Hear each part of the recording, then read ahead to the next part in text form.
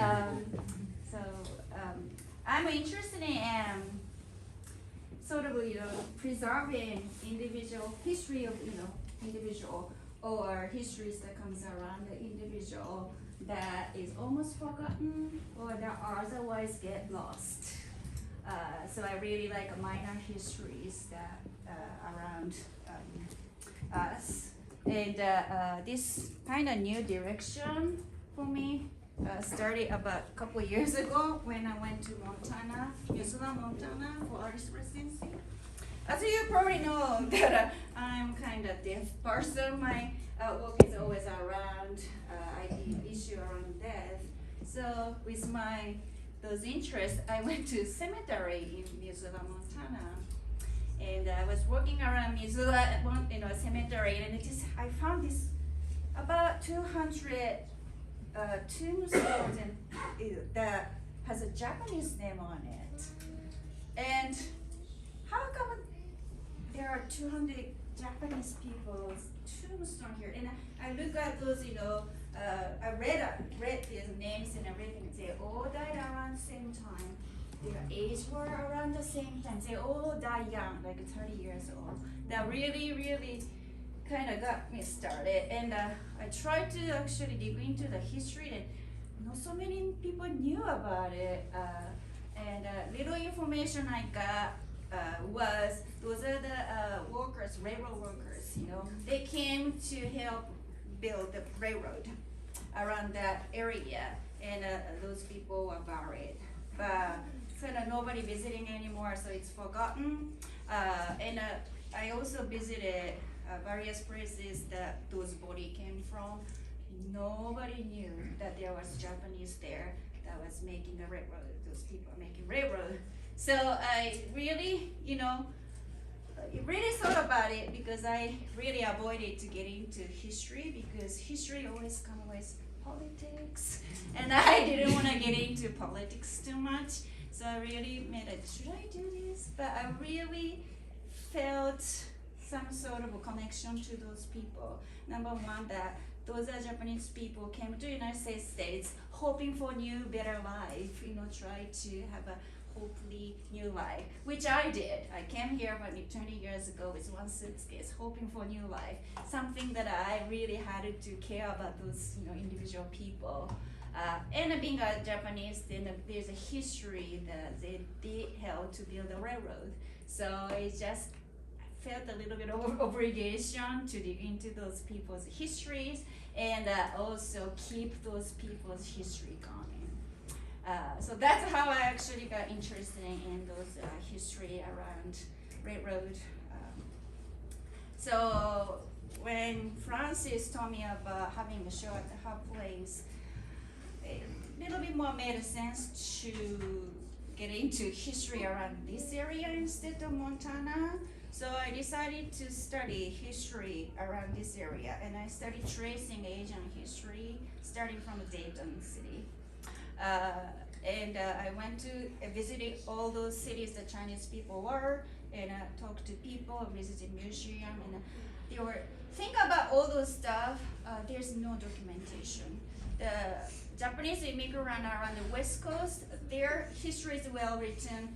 They did a lot of research on it, but people who came to Intermountain area, those documentation is very rare to find. It's very difficult to even know what's the truth. So it's by speaking to people and such.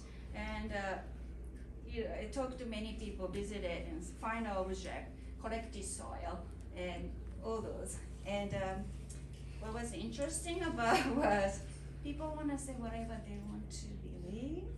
That was kind of interesting finding.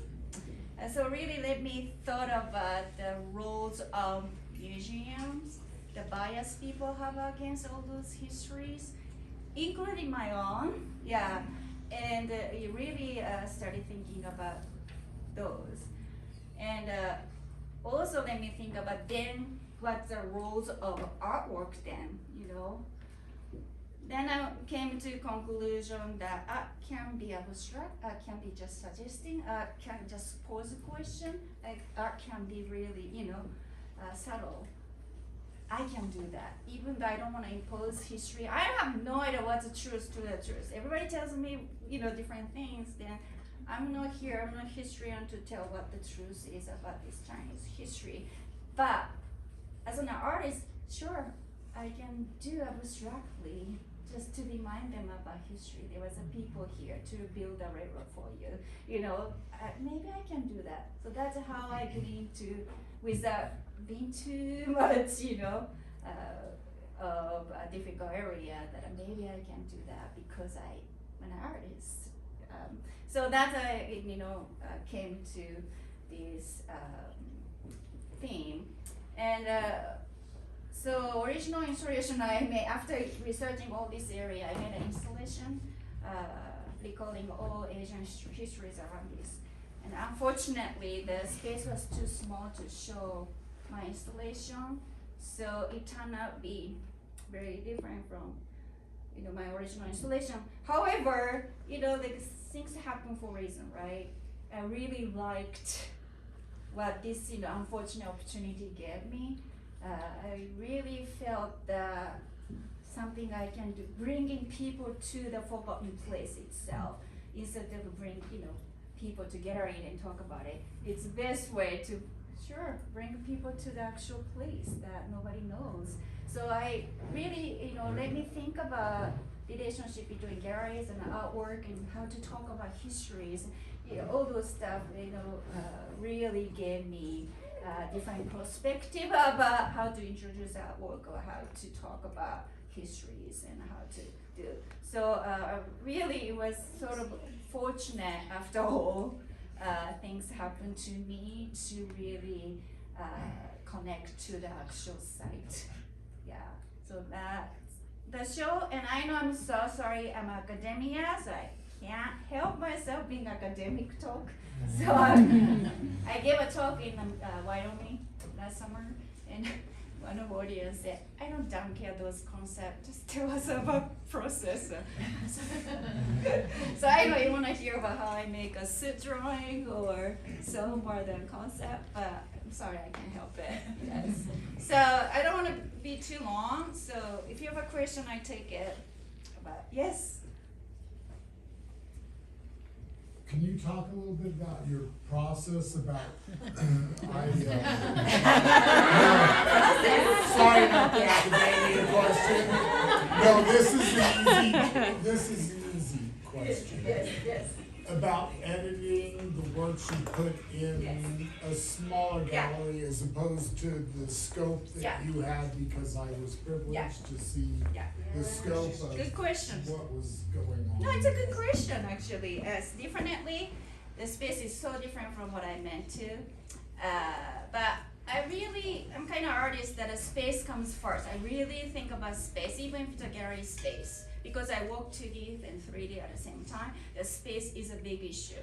I care about the color of the floor, I care about the lighting, I care about the ceiling heights, I care about how my work can be activated with the space. So I actually enjoy this challenge. So as soon as I saw the space and how small, how low, and brick and all those stuff, I had to somehow make it as a more personal narrative. That's the reason I chose to. I could have shown all drawing, for example, but I decided instead having a chair and having a clock and having a little furniture maybe makes a little more individual narrative in a small space instead of gallery. That's something a gallery cannot, So I really took out advantage of brick and a low ceiling and small space to make a more, small personal narrative instead of a series of drawing and such. Does it make sense? Yeah. It does. Second question. Yeah. I'm not going to ask you a third question. Okay. That's it. Yeah. Yes. Can you speak a little to how you went about locating this space and selecting it as your choice? So when the Francis said, "Oh, I'm sorry, the gallery can't do it," and I said, "Oh dear, what are we gonna do?" But if I have to do a show, we were talking actually. I appreciate Francis helping me. I told Francis I'd rather actually show in a historical place instead of at a gallery or some doesn't fit, do you know any like a historical building or something that I can show? And I don't know how Francis know about this place, but first said, there's actually one place that you might like, and said, so she took me here, and then that's it. I take it. Yeah. Yeah. Definitely. Other question? I take process. Yeah, we want to know how you draw. Yes, I have a paper hung from the ceiling because I use candle suits, so suits only goes up. So I have to go underneath the paper and draw from underneath. I use sort of a stencil method. I block area I don't want. They use the suits and layer them to get drawing. Yes, that's how I drew. So Mia, can you tell us about the pairings of the sculptures and the drawings? The pairing. Chair. Are you talking Yes. chair? Yes. Yeah. So I of course talking about sort of people's death or disappearing histories and all those stuff. I believe we just change form when we die. Means that even you lose a physical body, you don't really lose it. You just turn into be somebody's memory or somebody, still remain as a story. So I wanted to somehow use both a physical and illusion of same chair. I chose chair because it's a portrait of somebody. So when I adapted some chair, got chair, used chair, and I wanted to make a skeleton out of those chairs somehow. I'm a born, I love born. So I wanted to make a, standing until the physicality disappears. But I wanted to have something that filled that missing part of the chair that goes to a suit. Something really ephemeral, something that physical body turning to be more airy or quality or something that ghosty, I guess. That was suit for me. So I wanted to somehow describe science. You say science that we things only never lose energy, just change forms. Same as a human to me, that even if you lose a physical part, that somehow it stays in the landscape. And I use landscape a lot because I think landscape is a record of our human history, human histories. They remember. And also for me, it's good to talk about dark, histories and such without imposing my own opinion. Let landscape talk it, let soil talk about this, so it's not me. Not that I'm putting responsibility to soil, but yes, I want landscape to speak about it instead of me. So so that's why I usually use both 3D and 2D. Yeah. Any other question? How long did it take you to sand down these chairs down to the? Believe it also, I discovered each chair use different wood, right? Some chairs are very hard because it's a hardwood like oak wood, and I have to really sand it long time. But some chairs surprised me, it was so easy to sand because it just used very light soft wood. So it took half a time, So depending on what kind of wood they use for the chair.